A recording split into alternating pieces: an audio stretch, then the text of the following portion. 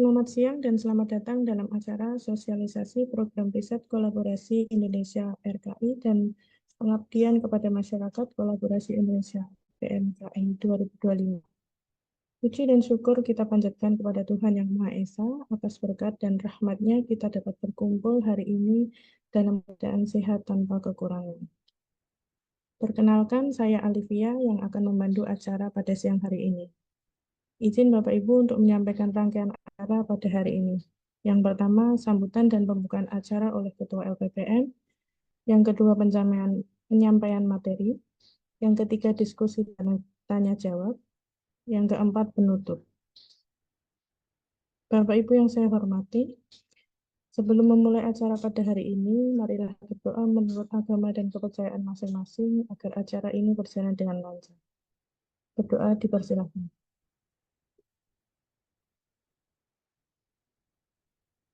Berdoa cukup. Memasuki acara selanjutnya yaitu sambutan sekaligus membuka acara oleh Ketua LPPM UNS kepada Profesor Dr. I Gusti Ayu Ketut Rahmi Handayani, SHMM, kami persilahkan. Matur nuwun Mbak Alif. Bismillahirrahmanirrahim. Assalamualaikum warahmatullahi wabarakatuh. Waalaikumsalam warahmatullahi wabarakatuh. Dan salam sejahtera untuk kita semua yang saya hormati Mas Dimas selaku Sekretaris KPPM, seluruh kepala unit, Mas Alif ini ada hadir juga ya, tenun kepala unit penjaminan mutu, dia narasumber, para kasih. Ini ada Mas Duktoh dan Mas Sarjianto. Mas Duktoh dikasih penelitian, riset, dan Mas Sarjianto dikasih pengabdian. Bapak Ibu seluruh peneliti di UNS yang juga tentu saya hormati dan teman-teman program, ya, squad program ini yang mempersiapkan acara ini. Alhamdulillah kita dilimpahkan kesehatan, keselamatan dan juga kesempatan dari Allah Subhanahu wa Ta'ala. Tentunya kita semua tentu senantiasa bersyukur atas nikmat yang Allah berikan. Bapak Ibu yang saya hormati, alhamdulillah kita semua senantiasa sehat dan diberikan semangat ya untuk senantiasa berdharma. Ada tridharma, dharma pendidikan di tengah kesibukan Bapak Ibu yang hari-hari ini disibukkan dengan perkuliahan, dan juga tentu yang siang ini kita akan bicarakan terkait dengan dua dharma yang lainnya, yaitu riset, penelitian, dan pengabdian masyarakat. Bapak Ibu yang saya hormati, beberapa waktu yang lalu sudah dilakukan sosialisasi dan kami juga mengundang Bapak Ibu sosialisasi yang dilakukan oleh asosiasi LPPM ya, seluruh LPPM PTNBH seluruh Indonesia yang kemarin launching penelitian dan pengabdian RKI ini ada di UT. Dan hari ini Bapak Ibu kami berharap nanti Mas Nukto dan Mas Sarjianto memberikan peneguhan lagi dan juga tentu di backup oleh Pak Kayunit ini, Mas Hanif sebagai Ketua Unit Penjaminan Mutu yang senantiasa untuk menjaga penelitian dan pengabdian masyarakat di UNS khususnya di LPPM. Nah, untuk tahun ini sebagaimana disampaikan kemarin beberapa waktu yang lalu, minggu kemarin kalau tidak salah Bapak Ibu ya, untuk tahun ini dibuka skim pengabdian masyarakat. Kalau dulu hanya riset ya, penelitian kolaborasi dengan skim A, B, dan C nanti akan disampaikan juga oleh teman-teman narasumber Mas Nukto dan Mas Sarjianto. Nah, untuk tahun ini Bapak Ibu diinisiasi dibuka untuk bukan RKI ya, PMKI ya, pengabdian masyarakat kolaborasi Indonesia. Nah, untuk lebih jelasnya nanti saya serahkan pada Mas Duktoh dan Mas Sarjianto untuk memberikan sosialisasi ya lebih detail, dan mudah-mudahan nanti proposal yang masuk itu bisa bertambah dari tahun kemarin, dan mudah-mudahan nanti bisa didanai, lolos. Nah, nanti untuk kiat-kiat ya, atau syarat-syarat, termasuk syarat-syaratnya nanti akan disampaikan oleh beliau berdua. Mungkin itu saja yang bisa saya sampaikan, dan terima kasih kepada Bapak Ibu seluruh peneliti yang berkenan bergabung dengan Zoom hari ini. Mudah-mudahan nanti bersemangat juga untuk menyusun proposal, dan tentu kami doakan untuk diloloskan dan didanai. Matur nuwun, mungkin itu saja, kurangnya saya mohon maaf, saya kembalikan. Billahi taufik wal hidayah. Wassalamualaikum warahmatullahi wabarakatuh. Waalaikumsalam Waalaikumsalam warahmatullahi wabarakatuh. Terima kasih kepada Prof. Ayu yang telah memberikan sambutan sekaligus membuka acara. Selanjutnya, kita akan memasuki acara inti dari sosialisasi siang hari ini, yaitu pemaparan materi oleh narasumber sekaligus diskusi dan sesi tanya jawab. Materi pertama, Program Riset Kolaborasi Indonesia oleh Bapak Nuktoh Arfawi, Kurdi SSI MSc PSD. Materi kedua, Pengabdian pada Masyarakat Kolaborasi Indonesia oleh Bapak Sarjianto SE MBA PhD CPDS CSRS. Kepada Pak Nuktoh dan Pak Sarjianto, kami silakan. Baik, terima kasih banyak Mbak Alivia atas waktunya. Mohon izin untuk share screen terlebih dahulu. Apakah sudah bisa dilihat Mbak Alivia? Sudah, Pak. Sudah ya. Baik, terima kasih banyak. Bismillahirrahmanirrahim. Assalamualaikum warahmatullahi wabarakatuh. Waalaikumsalam warahmatullahi wabarakatuh. Sebelumnya yang sama saya hormati Prof. Ayu selaku Ketua LPPM Universitas 11 Maret dan Bapak Dimas selaku Sekretaris LPPM, dan juga Bapak Hanif Jamaluddin selaku Ketua Jaminan Mutu LPPM Universitas 11 Maret, dan Bapak Ibu sekalian. Baik, Bapak Ibu, saya mohon izin untuk menyampaikan sosialisasi terkait program Hibah Riset Kolaborasi Indonesia atau RKI tahun 2025, yang buku panduannya sudah dapat Bapak Ibu unduh dan lihat di laman website LPPM Universitas 11 Maret, dan juga sudah dilengkapi dengan template proposal. Untuk latar belakang sendiri, program RKI ini sebenarnya telah berlangsung sejak tahun 2018 dengan tujuan meningkatkan kualitas riset melalui kolaborasi antar PDNPH. Harapannya yaitu dapat meningkatkan ekosistem riset Indonesia ke tingkat internasional.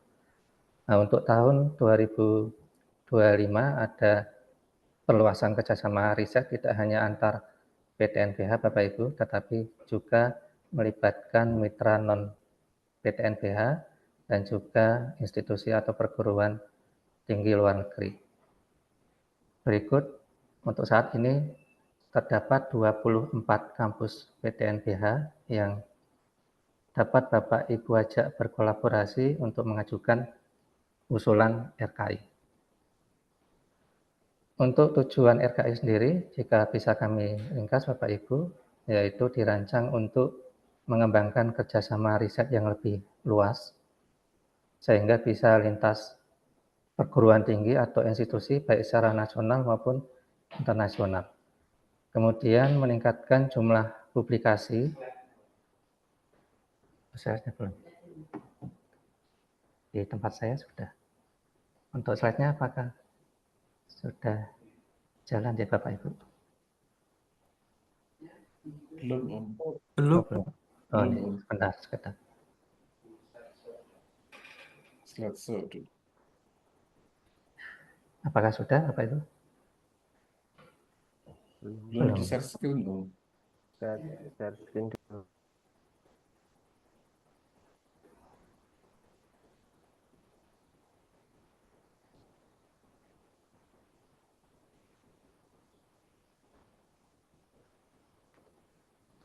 Nah, apakah sudah bisa terlihat Bapak Ibu? Oh, slide. Ya. Sudah, Jay? Belum?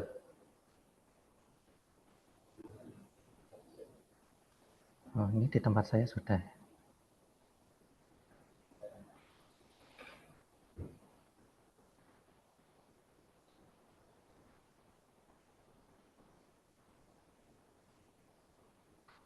Sekarang apakah sudah? Slideshow-nya belum muncul itu, Pak. Belum muncul ya, Mas Dian? Ya, sekedar. Saya coba stop sharing dulu.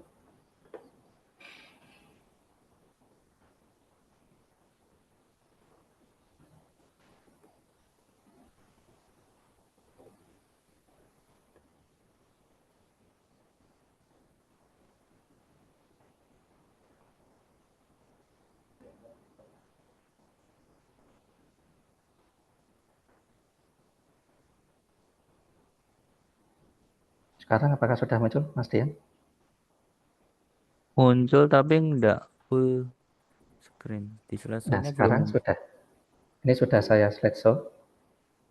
belum Belum, yang di masih Zoom posisi belum.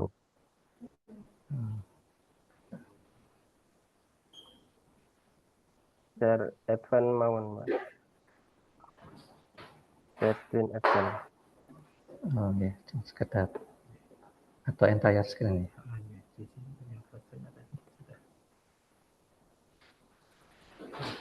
Ini kan saya share screen. Kemudian saya slide slow.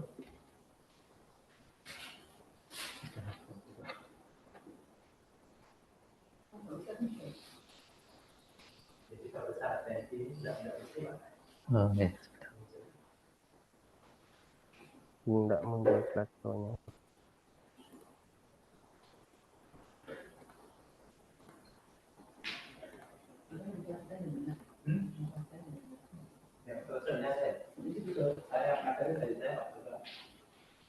Atau saya coba entire screen ya.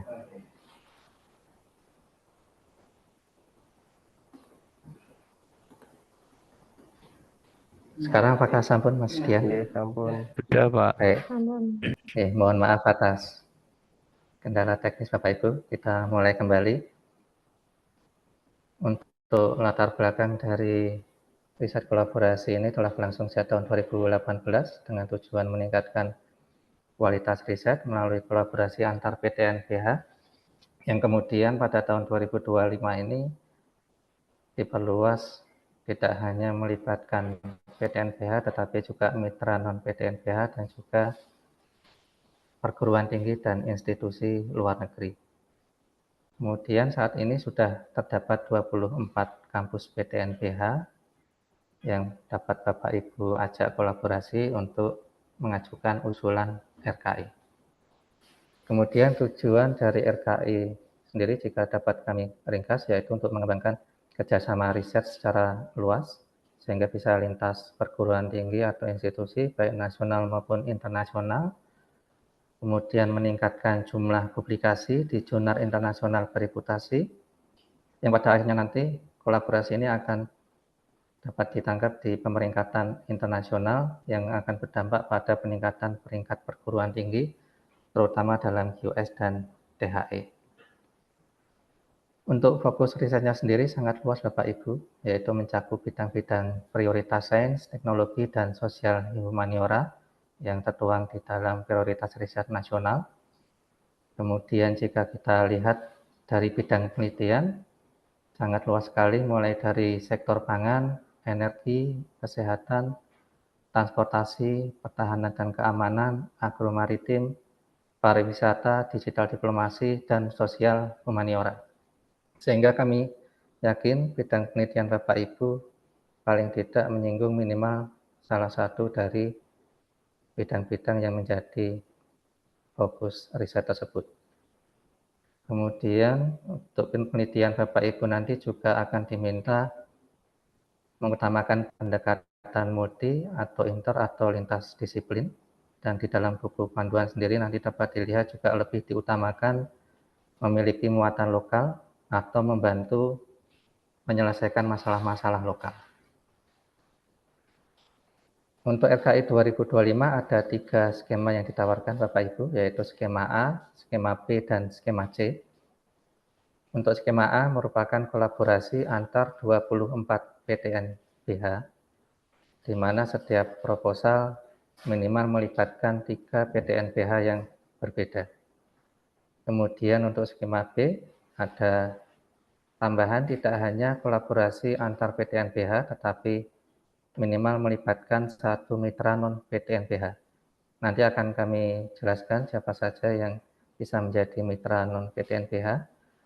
Kemudian skema C ada tambahan tidak hanya kolaborasi antar PTN BH, tetapi juga harus melibatkan institusi riset atau perguruan tinggi luar negeri.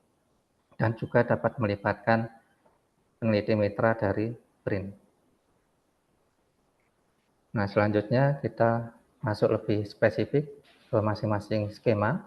Untuk skema yang pertama, yaitu skema A, kolaborasi 24 PTN BH, pengusul adalah tim dari minimal 3 PTN BH, yang terdiri dari 1 host dan 2 mitra. Kemudian skema A ini difokuskan untuk penelitian dasar, sehingga TKT-nya dari TKT 1 sampai 3. Sumber dana untuk host dan mitra berasal dari masing-masing PTN BH dengan nominal host 100 juta, kemudian setiap mitra masing-masing menyediakan 75 juta, sehingga total usulan 250 juta.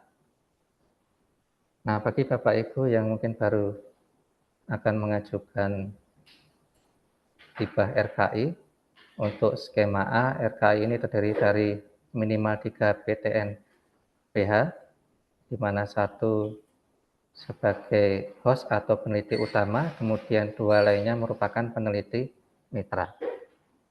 Nah, pada prinsipnya nanti peneliti utama atau host akan mengirimkan proposal ke panitia pusat RKI, tentunya proposal yang dikerjakan bersama dengan semua mitra lainnya.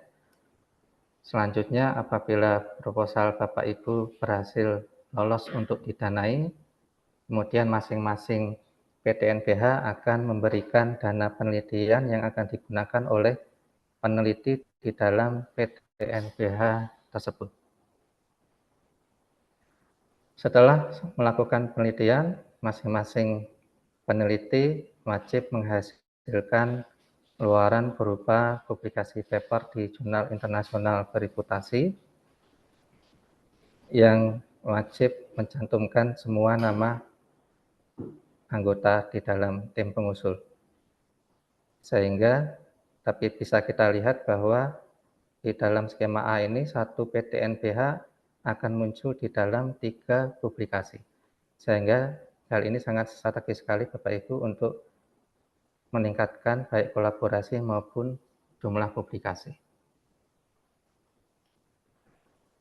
Selanjutnya untuk skema B, yaitu kolaborasi PTN BH dengan mitra peneliti non-PTN BH, pengusul adalah tim dari minimal 2 PTN BH, 1 sebagai host dan 1 sebagai mitra, dan ada tambahan minimal melibatkan 1 mitra non-PTN BH.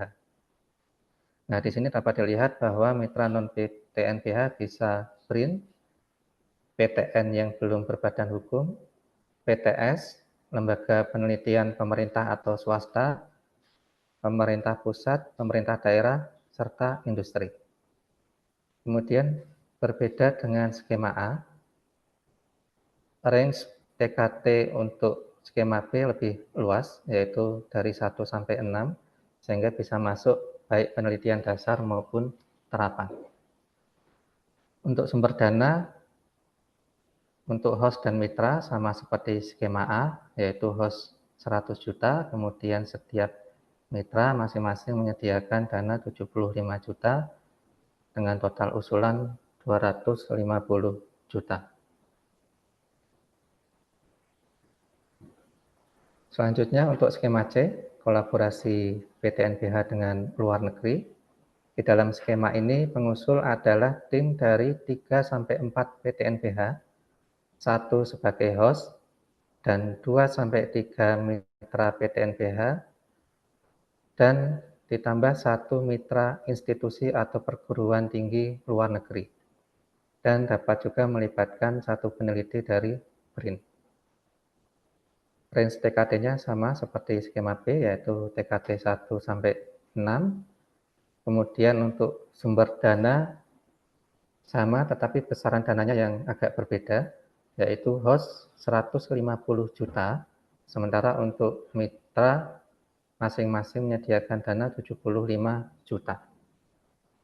Dan mitra dari luar negeri harus berkomitmen untuk menyediakan dana sebesar 75 juta atau dapat diganti dalam bentuk in-kind yang harus dirinci dalam proposal.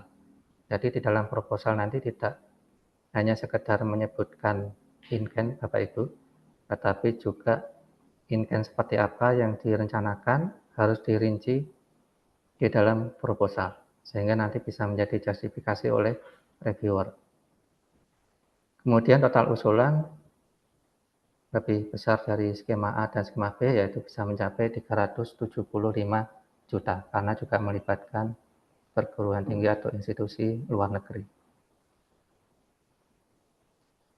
Nah, di sini ada beberapa ketentuan umum terkait syarat mitra yang bisa mengajukan masing-masing skema, baik skema A, B maupun C.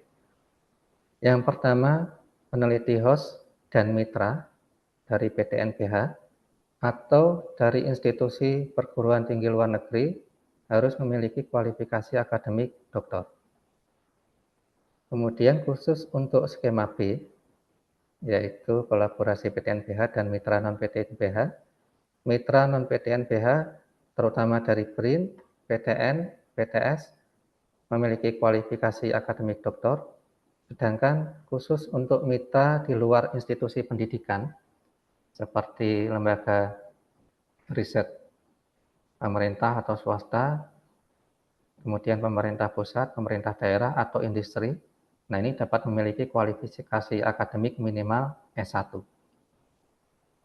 Mitra non-PTNBH juga harus memiliki rekam jejak penelitian yang relevan dengan usulan, tetapi khusus untuk mitra dari industri, boleh mengganti syarat ini dengan kesediaan untuk hilirisasi produk. Untuk syarat kualifikasi peneliti selanjutnya yaitu sebagai host memiliki H-index Scopus minimal 4 untuk klaster Saintek atau minimal 3 untuk klaster Soshum. Mitra juga melakukan penelitian yang menjadi bagian di instasinya, jadi bukan hanya pinjam nama, karena masing-masing host maupun mitra nanti juga berkewajiban untuk menghasilkan luaran. Kemudian yang selanjutnya, host dan mitra keduanya telah memenuhi janji luaran hibah RKI tahun sebelumnya.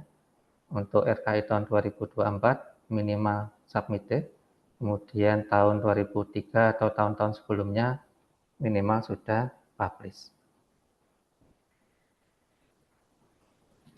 Nah, untuk luaran, pada prinsipnya luaran dari RKI adalah joint publication, yaitu berupa publikasi paper yang dipublikasikan bersama. Di sini tim peneliti wajib menghasilkan salah satu dari 2 jenis luaran wajib. Jadi ada 2 jenis luaran wajib Bapak Ibu, dan tim peneliti bisa memilih salah satu dari kedua jenis luaran tersebut. Yang pertama, tim peneliti boleh menghasilkan 1 paper, tetapi harus diterbitkan atau dipublikasikan pada jurnal internasional bereputasi dengan persentil top 5% pada bidang ilmunya berdasarkan Z-score Scopus atau impact factor WOS. Jadi pada pilihan ini mungkin kualitas publikasinya lebih tinggi sehingga secara kuantitas agak dilonggarkan. Atau bisa memilih pilihan kedua yaitu 3 manuskrip untuk skema AB atau 4 manuskrip skema C karena ada mitra luar negeri pada jurnal internasional dengan kategori minimal I2. Jadi ada 2 pilihan jenis luaran wajib yang dapat Bapak Ibu pilih. Kemudian selanjutnya ada beberapa syarat yang harus dipenuhi sehingga paper yang dihasilkan dapat diklaim sebagai luaran wajib. Yang pertama, penerima hibah RKI harus sebagai penulis pertama atau penulis koresponden. Kemudian konten yang relevan dengan usulan kegiatan yang didanai. Artikel minimal status submitted pada tahun tersebut. Kemudian wajib mencantumkan sumber pendanaan RKI di bagian acknowledgement.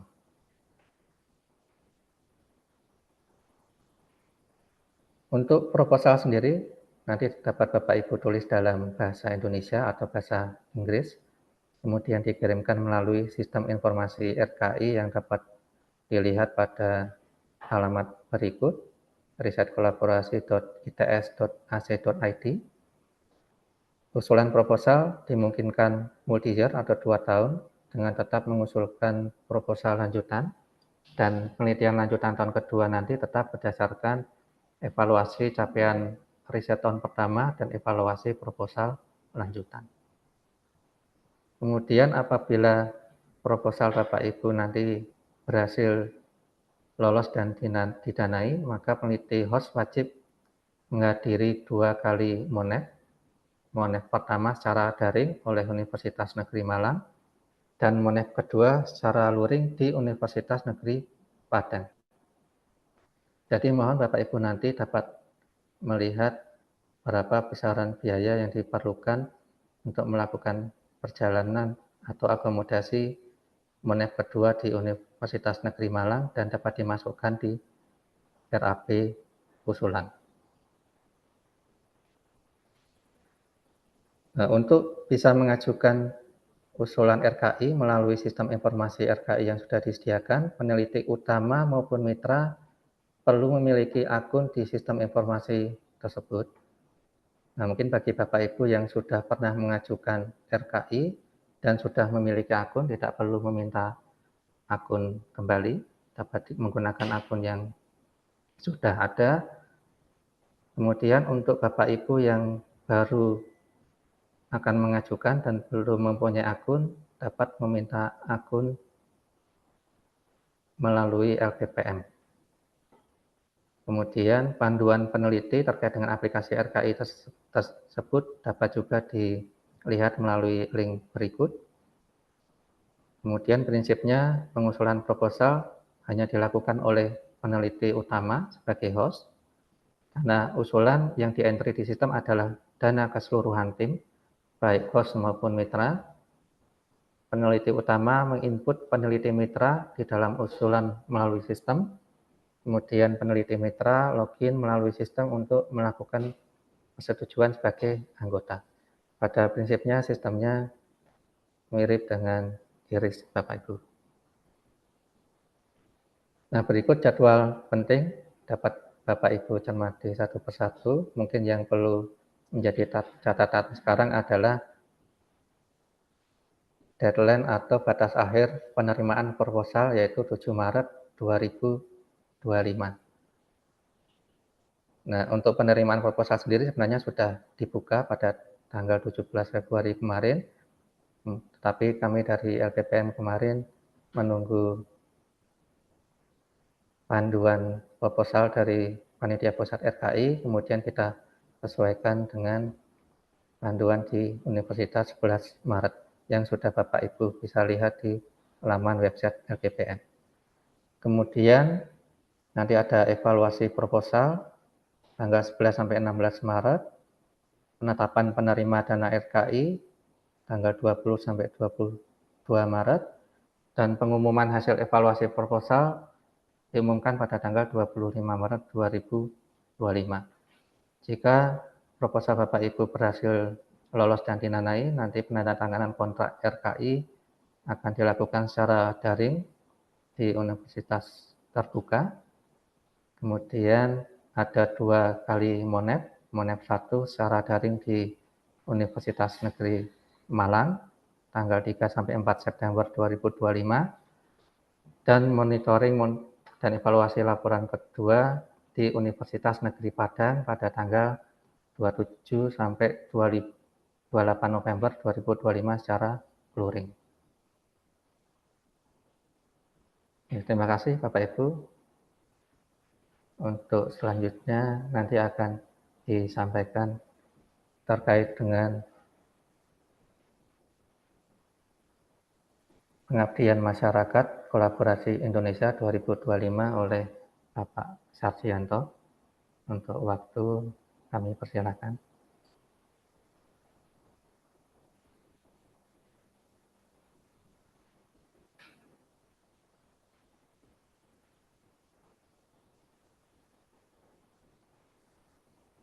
Terima kasih Pak Anto. Assalamualaikum warahmatullahi wabarakatuh. Yang kami hormati Bapak Ibu, peneliti dan pengabdi di Universitas 11 izinkan saya melanjutkan presentasi sosialisasi untuk penelitian kolaborasi dan pengabdian. Tugas saya di siang ini menyajikan untuk pengabdian. Bapak Ibu sekalian, alhamdulillah baru tahun ini ada program pengabdian yang diinisiasi kolaborasi 24 PTNBH di Indonesia. Kalau tahun-tahun yang lalu itu hanya penelitian. Sehingga ini sangat masih baru, sehingga mudah-mudahan dari UNS nanti banyak pengabdi yang bisa mengajukan dan menambah reputasi kita sebagai PTNBH di Indonesia. Latar belakangnya bahwa penyelenggaraan PMKI atau pengabdian kolaborasi Indonesia ini adalah melalui sinergi antar perguruan tinggi diharapkan dapat mempercepat proses transformasi dan juga dapat meningkatkan kontribusi PTNBH di dalam menyelesaikan permasalahan-permasalahan di dalam masyarakat. Ini latar belakang yang paling utama kenapa tahun ini ada kegiatan kolaborasi pengabdian Indonesia. Nah, tujuannya Bapak Ibu, yang pertama adalah meningkatkan dampak pengabdian kepada masyarakat melalui memperkuat sinergitas antar PTNBH dalam pelaksanaan program pengabdian untuk memperluas jangkauan dan aktivitas dampak, mendukung pencapaian indeks desa membangun, berkontribusi pada peningkatan ketahanan sosial, ekonomi, dan ekologi desa sesuai dengan target RPJMN 2005-2009. Dan dikhususkan kawasan-kawasan 3T terluar, termiskin, dan terisolasi itu adalah menjadi objek yang perlu mendapatkan sentuhan dari perguruan tinggi PTNBH. Tujuannya juga mendorong sinergisitas keilmuan dengan mengintegrasikan disiplin teknologi, sains, dan seni, dan humaniora, serta bisnis itu harapannya adalah memperdayakan masyarakat desa menjadi lebih. Dan tentunya tujuan yang selanjutnya adalah meningkatkan ekosistem pengabdian masyarakat di perguruan tinggi. Fokus untuk pengabdian masyarakat kali ini adalah fokus pengabdian itu berbagai bidang prioritas yang tentunya adalah tujuannya adalah untuk pembangunan berkelanjutan di daerah-daerah tertinggal. Bidang pengabdian bisa meliputi penyediaan air bersih, konektivitas internet dan jaringan, pengolahan pangan dan pasca panen, kesehatan, transportasi, serta bidang seni dan sosial humanis. Pendekatan berbasis riset dan inovasi ini menjadi fokus, sehingga harapannya nanti di dalam proposal Bapak Ibu dimulai dari bahwa pengabdian ini dilahirkan dari riset dan juga inovasi untuk menyelesaikan permasalahan. Dan untuk tahun ini ada dua skema A dan skema B. Namun sampai saat ini yang belum dijadwalkan secara pasti itu adalah untuk yang skema B. Yang sudah dibuka itu baru skema A. Karena skema A ini adalah skema kolaborasi dengan 24 PTNBH. Ini sudah rilis, sudah sepakat. Sedangkan untuk yang skema B ini masih menunggu, karena skema B ini adalah kolaborasinya di samping PTNBH ini pelibatan dengan Ditjen Percepatan Pembangunan Daerah Tertinggal di Direktorat Jenderal PPDT dan juga Direktorat Jenderal Pembangunan Desa di Kementerian Desa dan Daerah Tertinggal. Dan nanti ada aplikasi tersendiri. Nah, nanti kalau ini sudah dibuka, kami akan dari BPM akan segera menyampaikan informasi ini kepada Bapak Ibu peneliti dan pengabdi yang ada di UNS. Nah, untuk ketentuan skema perguruan tinggi utama adalah dosen atau badan hukum. Harus memiliki doktor, karya yang diimplementasikan dalam pengabdian, buktikan dengan tautan berita di online, juga memiliki rancangan implementasi karya sains, teknologi, humaniora, serta mitra pengabdian untuk melaksanakan pengabdian masyarakat. Dapat tersusun dari 5 anggota, harus memiliki minimal 2 mitra di perguruan tinggi berbadan hukum yang berbeda, harus dapat mewakili fakultas, sekolah, atau pelaksanaan pusat studi. Bagi mitra kolaborasinya adalah minimal dosen dari PTNBH yang berbeda. Jumlah anggota dalam mitra diatur di sesuai kebijakan. Mitra ya kualifikasi S3. Mitra harus memiliki rekam jejak karya maupun kegiatan pengabdian yang jelas di tingkat nasional serta prototipe dan tersedia untuk diimplementasikan.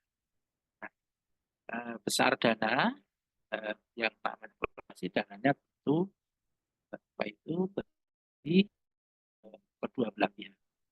Nah, sumber dana berasal dari kontribusi perguruan tinggi utama serta masing-masing mitra perguruan tinggi sesuai dengan ketersediaan dana di PTNBH baik sebagai host maupun sebagai mitra.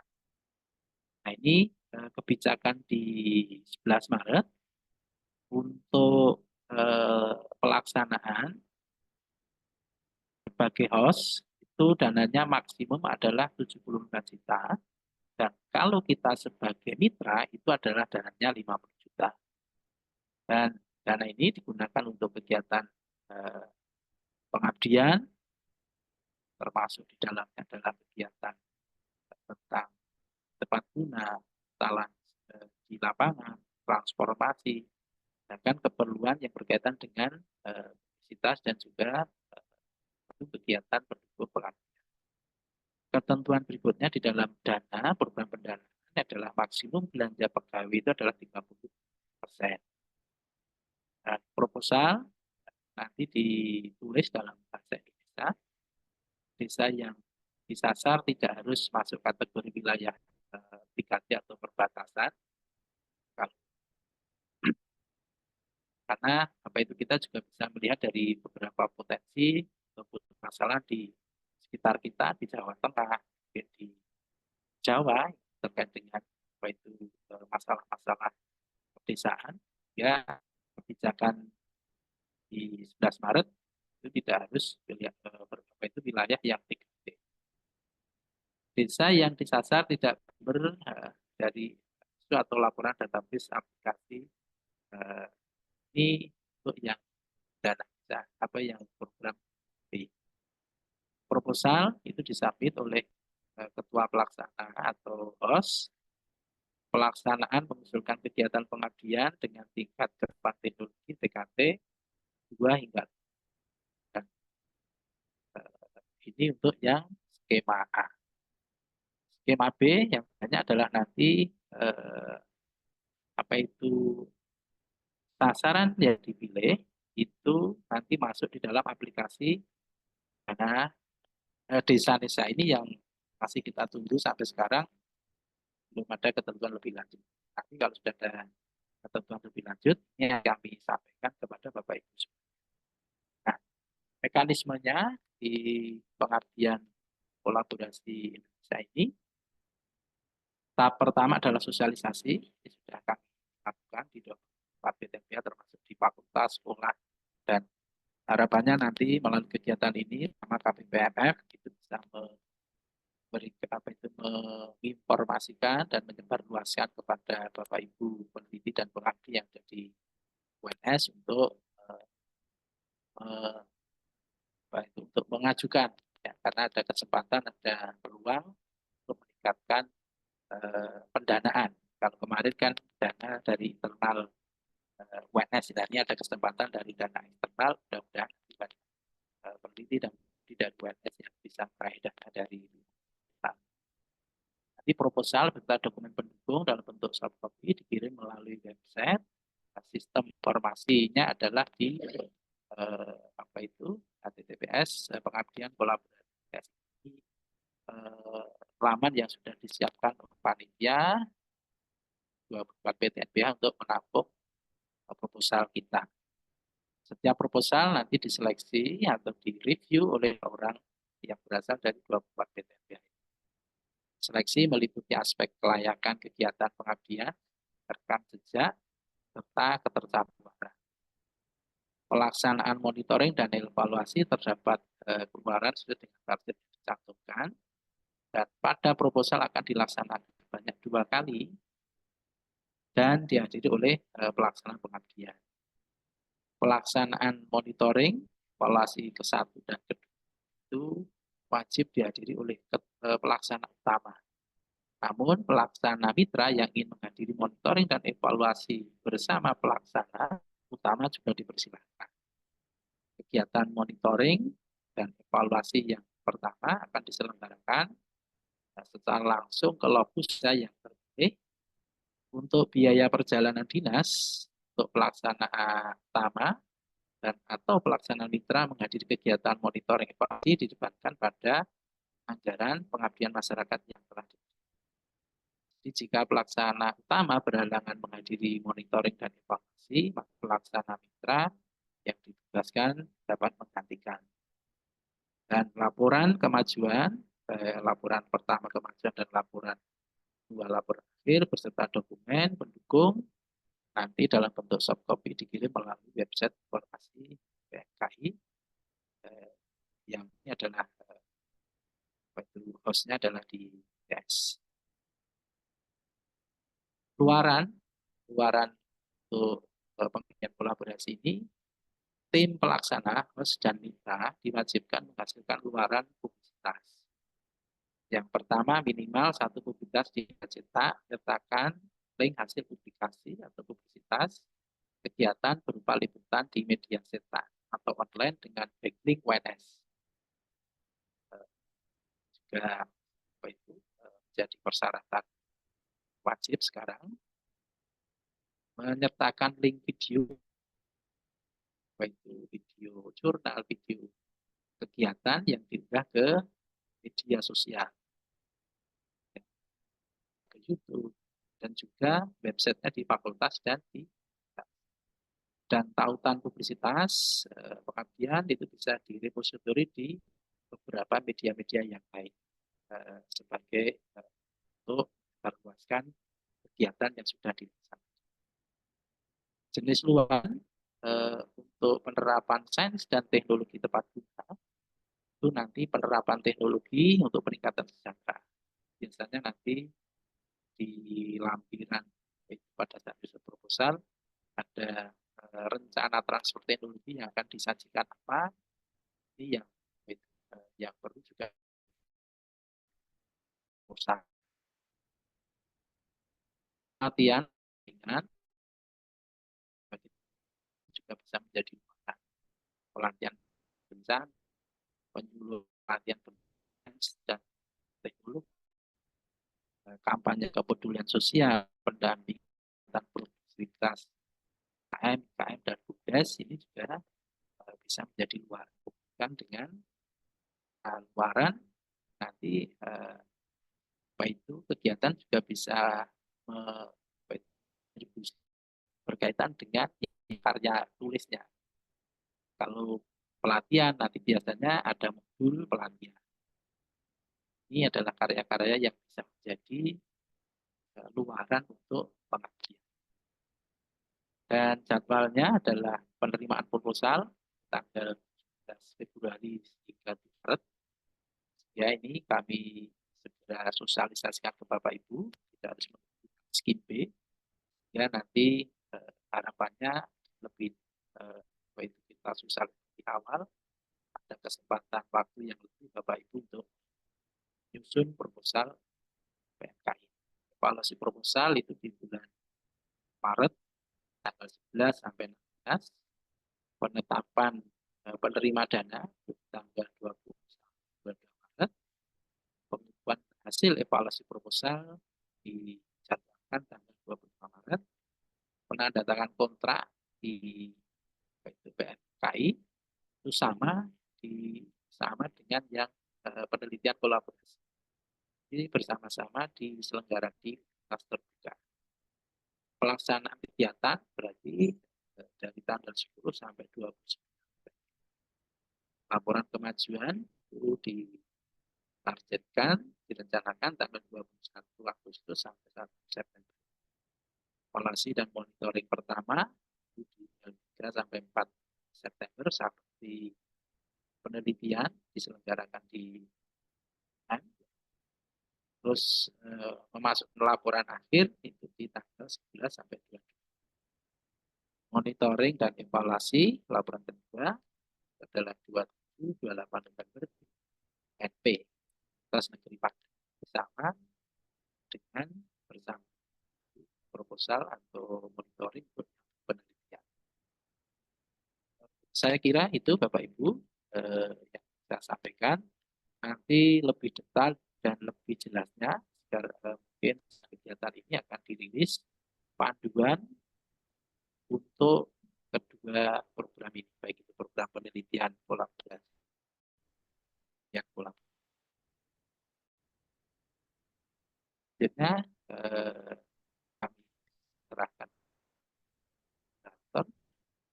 untuk diskusi apabila ada dan klarifikasi.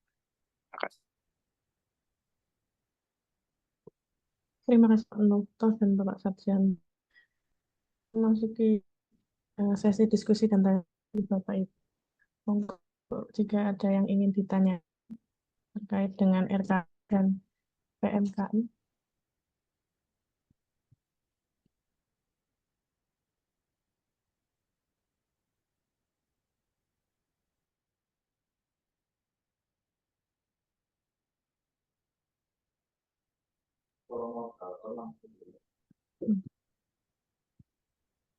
Monggo Pak Sarjanto. Ya. Bisa memoderator. Ya. Silakan Bapak Ibu, monggo kalau ada tanya terkait RKI dan PMKI. Oke, mungkin saya nambahkan yang ini, Pak. Yang tadi Jadi, kan Pak Alif. diceritakan ada yang daftar. Jadi kalau daftar, tadi Bu Ayu, Vita, Wanli, ya. Jadi untuk daftar, Bapak Ibu, daftarnya di risetkolaborasi.its.ac.id.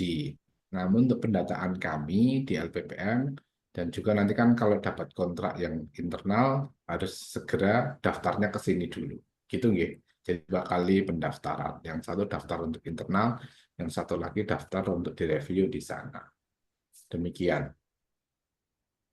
Hanya sebagai menegaskan aja. Oke, monggo yang lain. Kalau ada yang bertanya, silakan.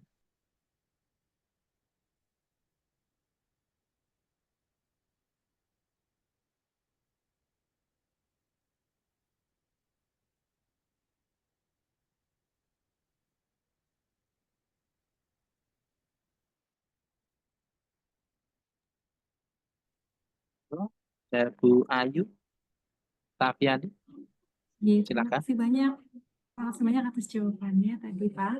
Mungkin hanya ingin konfirmasi, jadi kami dari UNS itu ada 3 orang. Apakah kemudian tiga-tiganya ini dimasukkan ke dalam sistem RKI pusat, dan juga dari mitra ada beberapa itu untuk UNS kita masukkan semua ketua dan anggota, tapi mitra hanya ketuanya. Itu nggih?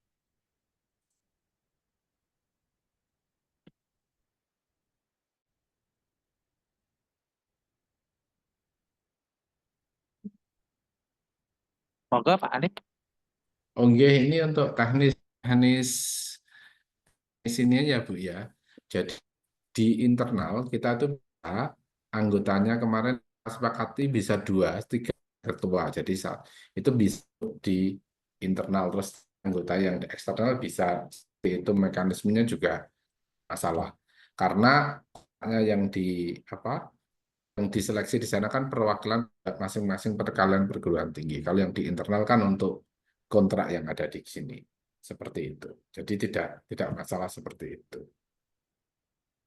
Kemudian tadi ada pertanyaan terbaru, belanja pegawai, belanja yang diperkenalkan kalau gaji tidak boleh, Bu, seperti biasa apa yang dari UNS. Jadi kalau belanja beli apa itu BHP boleh, perjalanan dinas boleh, kemudian apa asen peneliti boleh. Namun kalau untuk belanja apa honorarium tidak boleh. Demikian.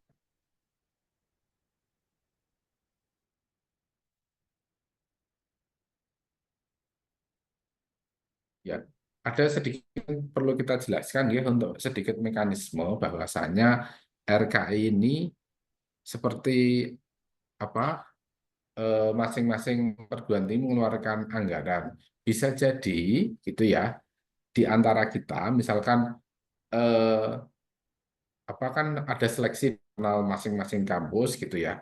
Bisa jadi proposal kita lolos di kampus kita, namun di kampus lain tidak lolos ataupun sebaliknya.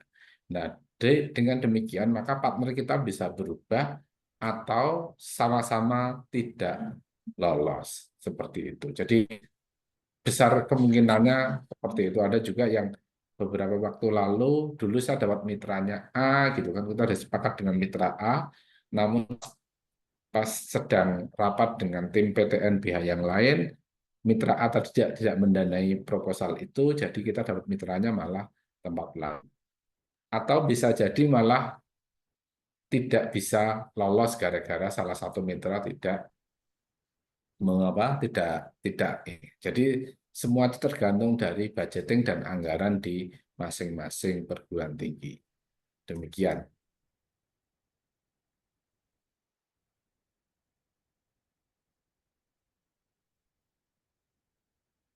Ada pertanyaan terkait dengan format.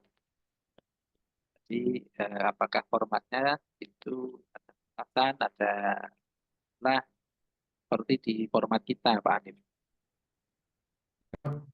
Bagaimana? Ada pertanyaan yang terkait Formatnya. dengan format proposal. Format proposal di format RKI sudah ada format Bapak, jadi harus ikut format RKI di sana. Gitu. Sudah ada format di format RKI yang di-share Pak Yanto yang kemarin. Itu. Nanti setelah kegiatan ini kan kita share juga buku panduannya, Bapak.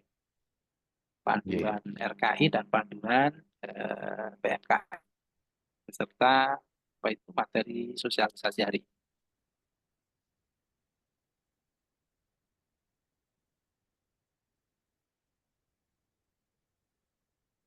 Pertanyaan di chat.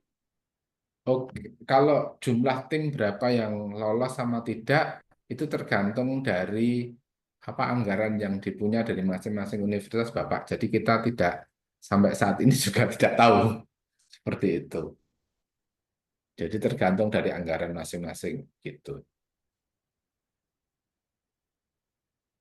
Demikian Pak Andralin. Jadi untuk jumlahnya berapa ini gitu ya, itu belum bisa nanti pimpinan tuh yang mengedok bukan dari kami. Gitu Pak Lim.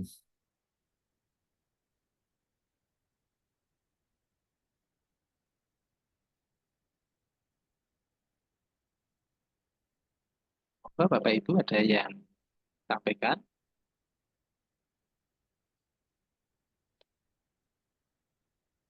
Tadi lihat atas ada Pak terkait dengan ini Pak Bara. Saya bermaksud ini kalau mitra luar negeri, Halo, apakah mungkin Ikhwan bisa sampaikan Mas mitra luar negeri biasa diregister juga ya Mas G? Benar Pak Anif. Jadi Ya, nanti tetap harus buat akun, akun. tapi bisa lewat kami, begitu Pak Anif. Oke. Matur nuwun Ya. Mas Ikhwan. Demikian ya. Jadi Untuk nanti mitra akan luar- dibantu dari tim program program. Pak Bara ya, nanti terkait dengan mitra yang dari luar negeri. Jadi nanti disampaikan saja data mitranya luar negeri, tim program yang akan memasukkan ke dalam akun.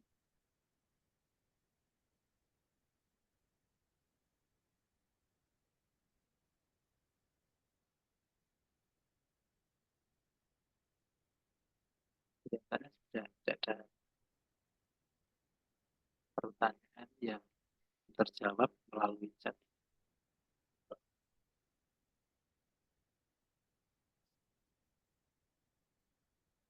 Nah ini ada pertanyaan lagi Pak di chat.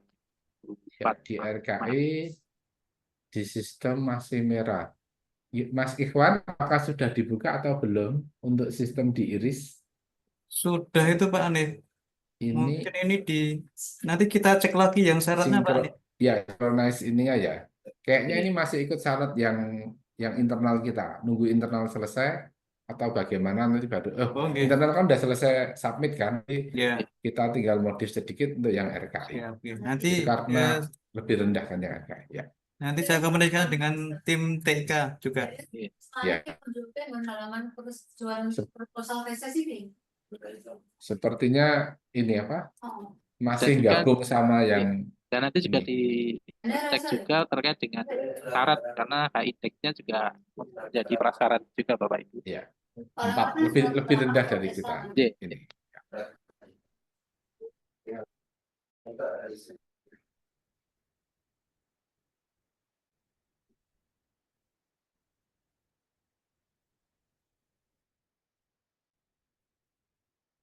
Bapak Ibu, persilakan ya. Ya.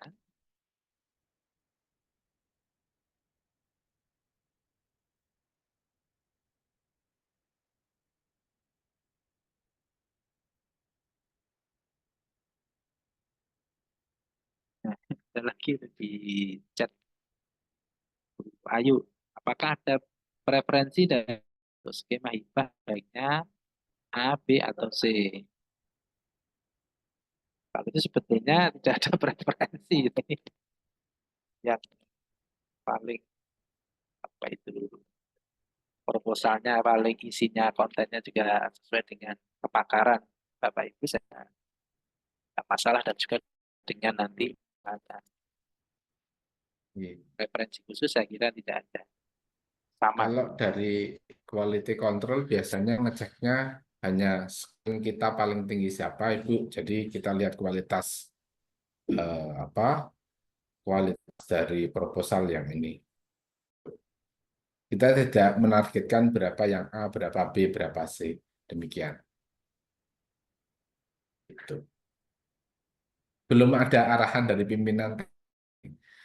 Selama ini kita tergantung kalau kualitasnya bagus, kita ambil yang kualitasnya paling bagus. Itu. Terima kasih Pak. Nah, untuk BRIN, ini tadi ada pertanyaan. BRIN itu ikutnya skema BIN ya, bisa BRIN. Dulu kan hanya BRIN saja, kalau sekarang bisa BRIN, bisa industri, kampus, non-PTN BH. Untuk cash, in cash itu lebih baik Ibu. Seperti itu. Dari arahan dari pimpinan, ini saya sampaikan bahwa untuk cash lebih baik. Demikian. Walaupun di situ tidak harus cash gitu, tidak diharuskan, namun cash jawabannya ini nanti cash lebih baik gitu. Akan jadi bahan pertimbangan. Jadi tahun lalu BRIN kalau ikut kan tidak menganggarkan anggaran, jadi itu juga jadi dilema di di konsorsium sepertinya, karena ikut activity namun tidak ikut memberikan ini. Demikian. Monggo Pak Dimas. Ya, ini beliau yang ikut ke sana Pak Dimas. Ada yang ingin disampaikan untuk yang Mitra BRIN atau yang lain?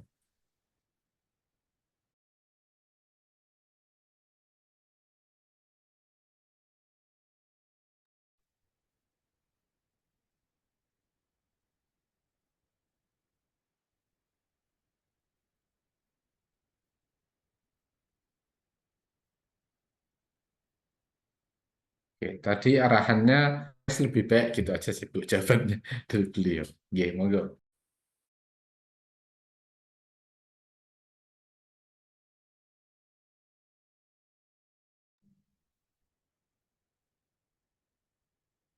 Monggo Bapak Ibu, ada yang masih disampaikan.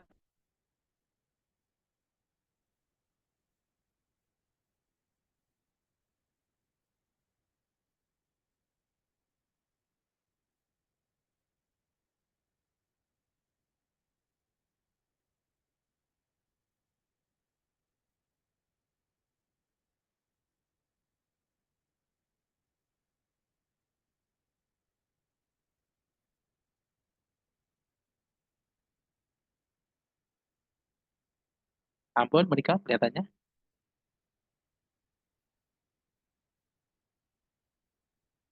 Masih ada tambahan? Ya, sampun Pak, matur nuwun. Iya. Semoga segera dikerjakan Iya. proposalnya. Jadi ini banyak sekali tawaran ya Bapak Ibu. Ada rim, ada sawit, ada ini monggo diramaikan gitu. Oke, sekali lagi terima kasih Bapak Ibu untuk apa itu sosialisasi hari ini. Yang jelas nanti semua sistem itu untuk pendaftaran itu melalui kolaborasi, namun untuk pendataan pengusulan dan juga pendataan di internal tetap nanti juga harus melewati ini. Karena juga nanti untuk rekam jejak di iris atau juga untuk kinerja Bapak Ibu sekalian. Saya kira dari kami cukup. Kalau sudah tidak ada pertanyaan, saya kembalikan ke MC. Monggo, terima kasih. Assalamualaikum warahmatullahi wabarakatuh. Waalaikumsalam warahmatullahi wabarakatuh. Terima kasih Bapak Sarjianto, Bapak Nokta, dan Pak Alif atas paparan yang telah disampaikan dan jawaban yang telah disampaikan pada sosialisasi pada siang hari ini. Demikianlah rangkaian acara sosialisasi pada hari ini. Saya sebagai pembawa acara mohon maaf apabila terdapat kesalahan kata dan perkataan, serta mengucapkan terima kasih sebesar-besarnya kepada Bapak Ibu sekalian yang telah mengikuti hingga purna. Berdiri, wassalamualaikum warahmatullahi wabarakatuh.